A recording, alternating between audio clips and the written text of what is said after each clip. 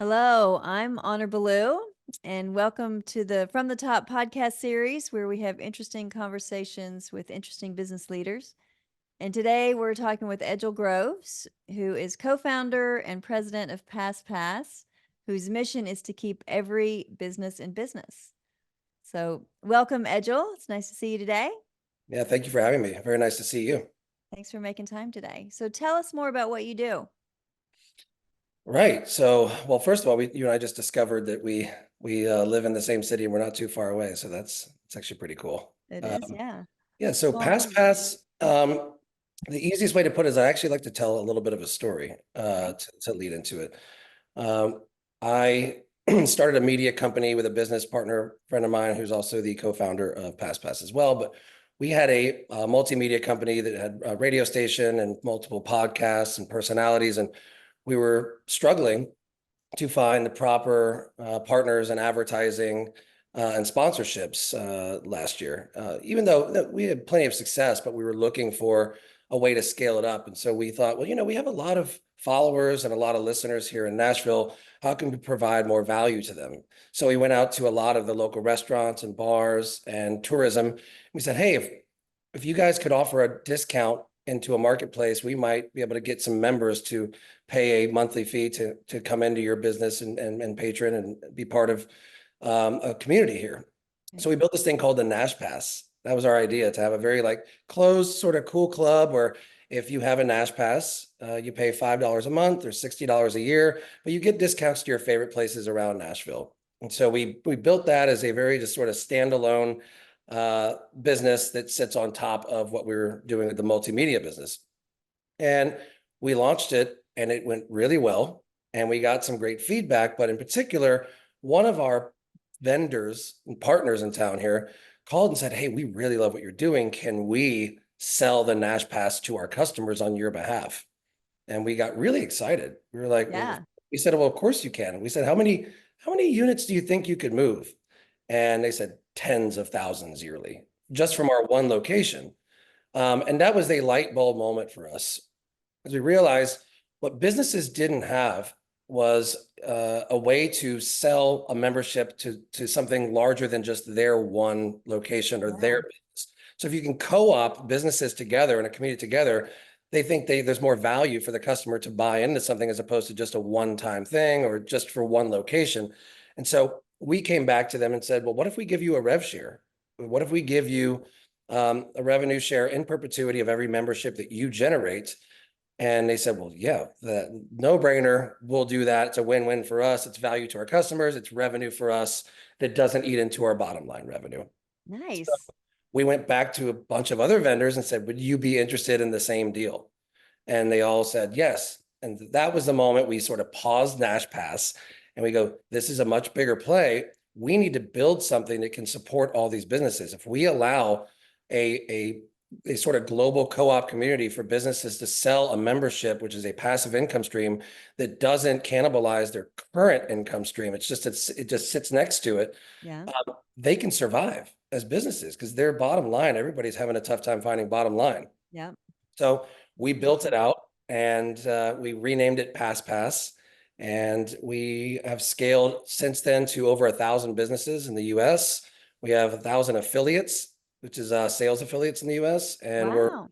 relaunching in July as an application. So it'll be an iPhone and Android application. And so July 10th is our launch date. Oh, fantastic. Congratulations. That's Thank super you. exciting. Yeah, thank you. Very, it's interesting how sometimes these things not necessarily fall in your lap, but you just start putting something out there, right? You had an idea and you're like, you had a direction you're going in, and then it became bigger than you expected, right? Yeah.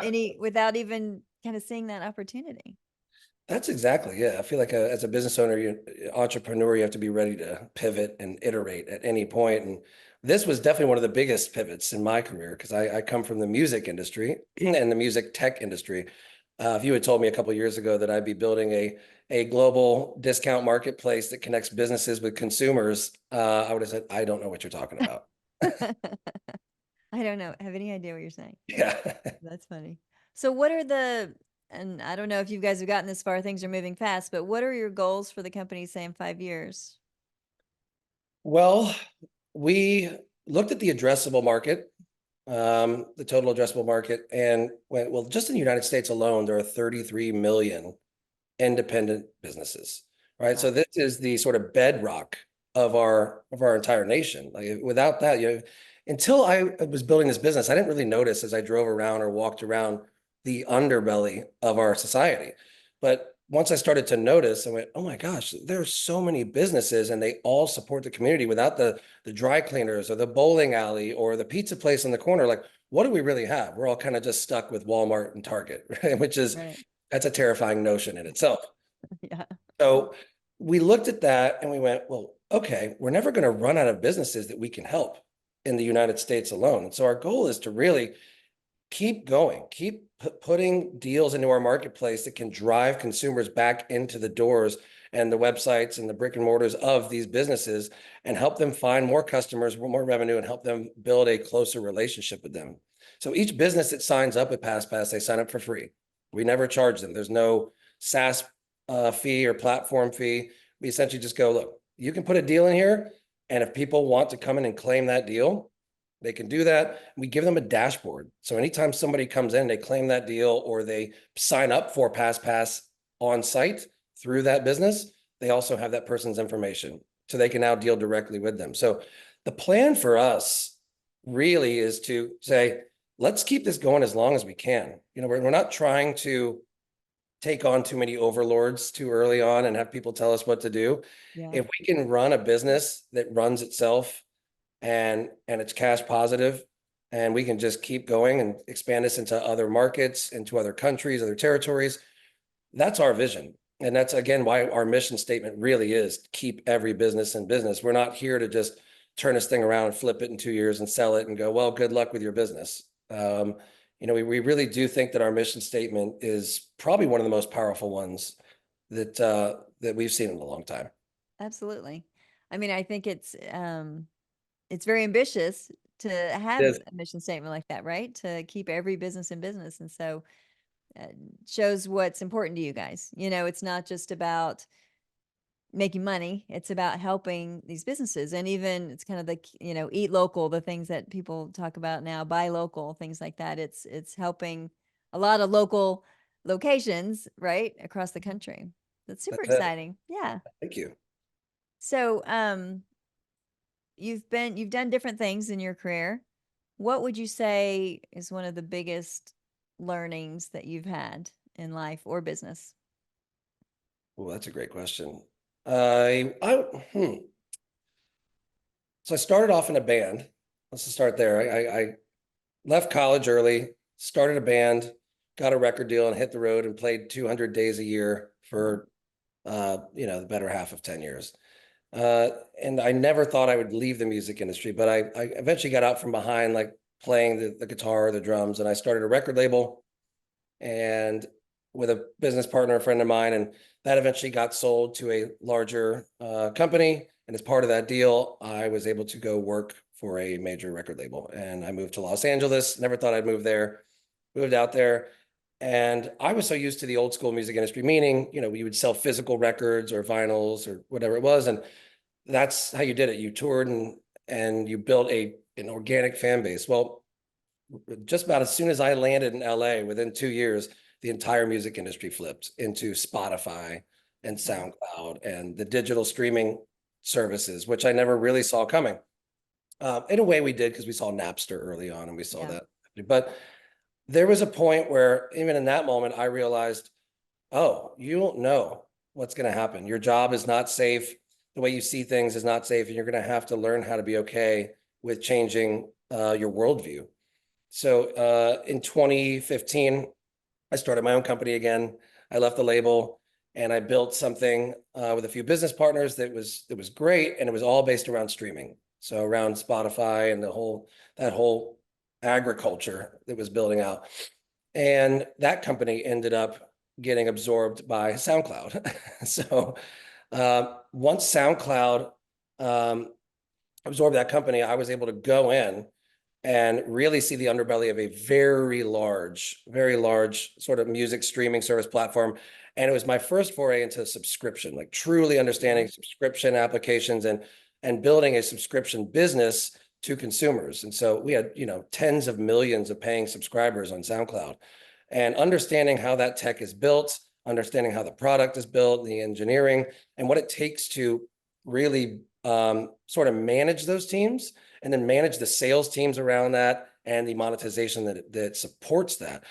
That to me was the biggest learning. Going, look, you can think you know one thing, but once you get into another sector, these things are all sort of connected.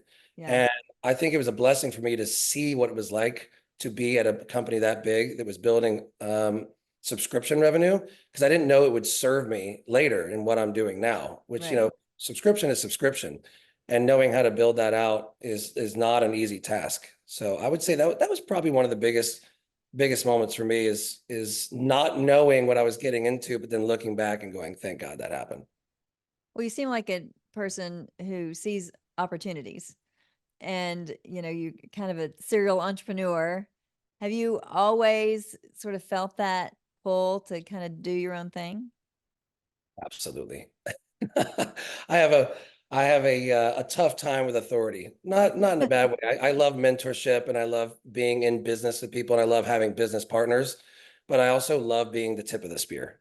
I think that is what I am best at, is identifying something, building something, and taking it from 0 to 10. And that's what gets me out of bed. Yeah. I'll be honest with you. I've never been one to just fall in line. So yeah, you're spot on with that. Yeah. I can see it. And I can see, all the passion behind that too, especially when you have something that you believe in, right? So for you, music obviously was important. That's something you believed in, and now kind of helping businesses. Yep. It's got to be a good feeling. It sort of feeds you, it seems Yeah. like. Yeah. It is. It is. I think a lot of people strive to find purpose, and it's very difficult for them. And what I usually tell people is purpose doesn't hit you. You have to go find it. You have to go looking for things and be unafraid to turn over rocks, meet new people, try new things. And if something doesn't work out, you can't get down on yourself. You have to just pick up and go, that's fine. Well, what's the next thing? How does that lead into the next thing? And usually purpose is built out of that. If you're waking up every day with the idea that you want to leave people better than the way you found them, which is what my good friend Mike says, who actually works with me. I mean, that's his mantra every morning, 5 minutes, leave people better than the way you found them. I Nice. truly believe that is how anybody can find whatever purpose it is. Yeah, I think you're right. Some people really struggle with the word purpose. It's like almost overwhelming. I don't know what my purpose is. I don't, and it's interesting. I love your thought process about sometimes you just have to try something, and if it doesn't go well, you're going to learn from it, right? If you pay attention and you have the right mindset, you're going to grow from that. Failure is the scary F word for a lot of people, but if you look at it in the right way, you're going to learn from it and you're going to do better. So I love that perspective.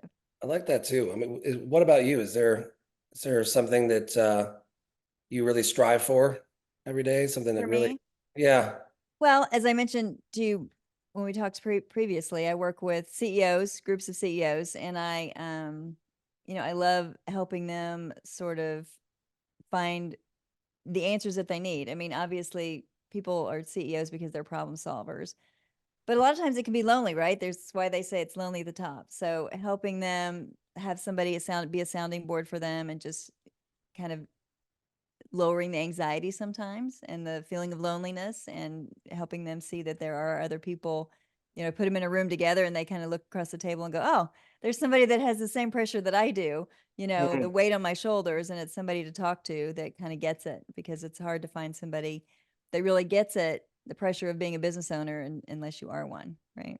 That's a really, really nice thing to hear. I think that can be easily overlooked, is also how it affects your personal life. A lot of people understand when you're running a business or you're starting a business, it's easy to overlook your personal relationships, your friendships, or for those people to feel like you're not giving them enough attention, or heeding to their needs, and it's not personal. Sometimes it just needs to be brought to our attention, or we need somebody to help sort of refocus us. Because look, it's in our DNA. It's very hard to balance those things. It doesn't come naturally to just balance all the things all the time. We're usually very focused. Right. You have to be aware and intentional. It Yeah. doesn't just like finding your purpose, it doesn't just happen, right? You have to make an effort Yeah. and work toward it. But like you said, if people don't tell you, you're so focused on whatever it is you're focused on, especially if you're starting something new, there's so many things to think about. If somebody doesn't bring it to your attention, then you might miss it, right? And so I think and helping others realize it's not personal, it's not purposeful either, right? I didn't realize that was happening. So just open communication is always a good thing, right? It is. It is. So kind of similar to what we've been talking about. I've talked to a lot of people and everyone seems to define success a little bit differently. How do you define success? Hmm. That's changed over time. Success used to mean people really responding well to whatever you're building, and getting a response that makes you feel good from people. Yeah. And then if you could parlay that into that response that makes people feel so good, also makes you a bunch of money. And then a bunch of money means you get to have all this freedom and independence, and then you can go do whatever you want. I think that was the original definition of success. But I think success to me now, just in the past few years, would be defined as doing something that I know is creating change, that I know is doing good, that I know will affect people, whether they realize it or not. And I get to go to bed at night knowing I did something great. And if that happens to make money and I'm comfortable and I don't have to worry, and I can have a nice work-life balance and family balance, to me, that's success. And of course, having my health, right? That's paramount. But Right. Yeah. I think the definition shifted, right? Sometimes it's about attention and accolades and all these other things. And then one day you wake up and go, my goodness, if I can just build something meaningful that's going to last a long time and change people's lives, and at the same time, my life becomes balanced and a little bit more pure each day, Mm. that's success. Because, who wants to wake up when they're 70 and go, look, I have all these things I've accumulated, but I'm lonely and nobody Right. cares about me. Yeah. Right. Yeah. And and that's one of the reasons why we talk about these things, right? Because if you don't shine a light on it, what is success, then you might go down the wrong path. And if you're not aware of the path you're going down, like you said, you wake up in your 70s or so and you look around and you're like, what have I been doing with my life? Has it been worth it?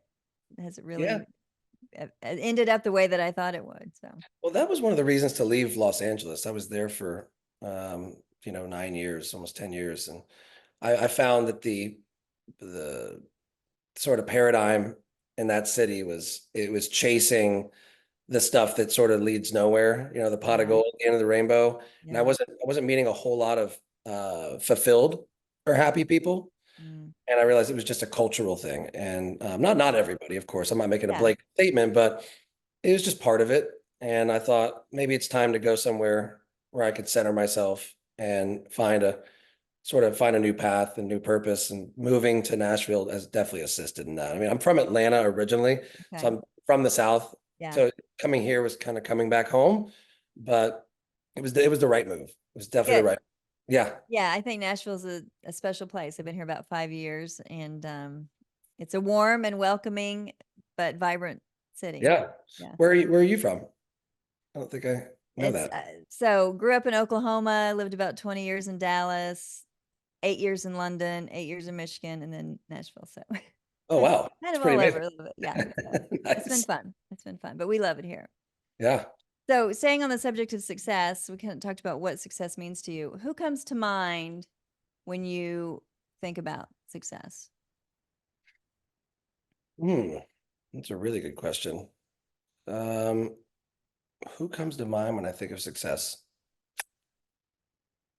Boy, that's a loaded question. I think of all different types of people. Um, hmm, kind of stumped me there because I usually have a very specific answer. but I've also, again, started to rethink that recently. Yeah. Um, yeah, you know, clearly somebody like um, an Elon Musk is clearly successful. He's very smart. He's built a lot of great companies that have helped humanity for the better.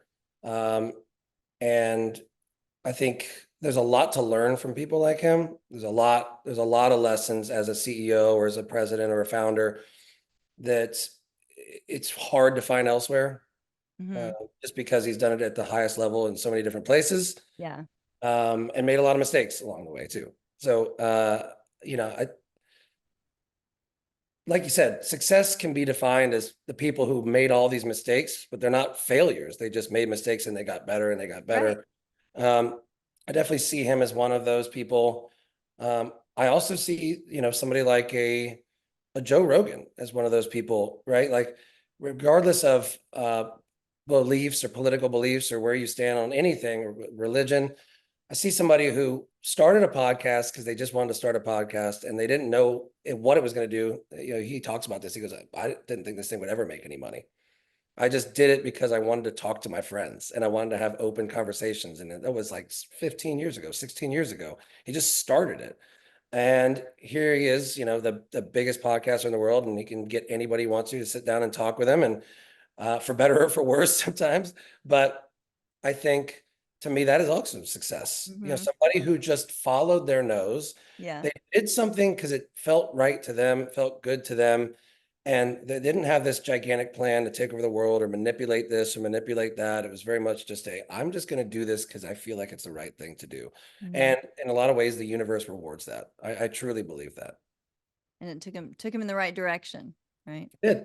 It did. So there, we talked about you've always sort of felt that entrepreneurial pull. What Mhm. advice would you give to a young entrepreneur who's thinking about starting their own business? Ooh, try a lot of things and educate yourself on a lot of things. You don't have to go to college for this stuff. I mean, there's online courses, there's YouTube University. Yeah. Uh, know how to do a lot of things is number one. So teach yourself about AI, learn basic coding, know enough about how to build something very, very basic. Again, you can learn that in 2 or 3 months. Learn graphic design, open Canva and figure out how to make something look semi-beautiful, know how to make a pitch deck, know how to make, speak the language of an entrepreneur first. Um, you know, know how to craft a proper email. I know that sounds really simple, but know how to write an email. Hmm. Um, know what's too long, TLDR, as we call it, too long didn't read. Yeah. People aren't going to read it because you're Yeah. overselling, and the balance between that and something too short. I would start there. And then lastly, I would say, if you are good at sales, you will always have a job. So whether you're a CEO or you're just an entry level salesperson, if you are good at sales, you will always have value in the marketplace, no matter what happens with AI or technology. People need people to go out and get things done because we're still people. And I've never met a great salesperson that was jobless. I've never met one. I love the specificity of your suggestions. I think that can really be helpful to young people who are got an idea, but they don't really know where to start or what to do. I think that's really helpful. So thank you. And I love your advice about sales, because I talk to people where sales is still kind of a dirty word, right? Well, I know I don't want to go into sales. Yeah. But the reality is that everybody sells, right? It's a skill, not just for salespeople, right? Yeah. Yeah, I think the better word for it is relationship building. Yeah, That's really what it is, right? right. When you go on a first date with somebody, in your mind, you're thinking, I'm trying to start a relationship because that's the language we use. But really, both people are selling. I'm selling myself. They're selling back. If Yeah. we use that language, you go, oh, I'm going to go on a date and sell myself. Oh, that's weird.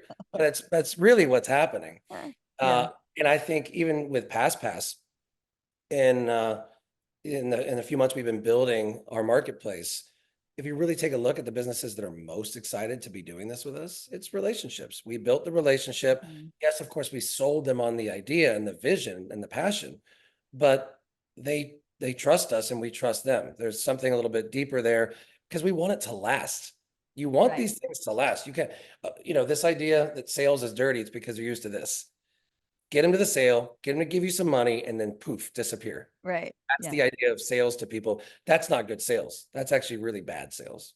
Great Right. sales is you build a long lasting relationship so that it's mutually beneficial for a very long time. Yeah. Great. And I think that too many salespeople have given sales a bad name, right? But I think that Yeah, what you said, if you focus on building the relationships, that's a lifelong skill that will always serve you. absolutely. Right. Well, thank you so much. Is there anything, Edgel, that we haven't talked about that you'd like to share? I will say this, every business in the US right now can sign up for passpass for free. Go to passpass.com, register your business. We're launching in July. And if you are an affiliate, or if you are somebody who wants to earn passive income without having to worry about having a day job or clock in, clock out, you can refer businesses into passpass and earn a really meaningful income with us too. Again, it doesn't Okay. cost affiliates to register either. There's no buy-in or buy-out. So at the end of the day, whether you're a business or you're just an independent person who wants to earn passive income, we've set it up so that either way, there can be a recurring income stream. And so I would just urge anybody who's listening to this to go to passpass.com, read the literature, watch through some of the videos, and register yourself for your business. All right. Fantastic. I'm excited for this new endeavor, and I'm excited to see where it goes. And since we're both in Nashville, we'll stay in touch, and I'll Yeah, get to you should. learn about it firsthand. So thank you so much for making time to be here today. And I look forward to staying in touch. Yeah. Thank you very much for having me. I enjoyed it.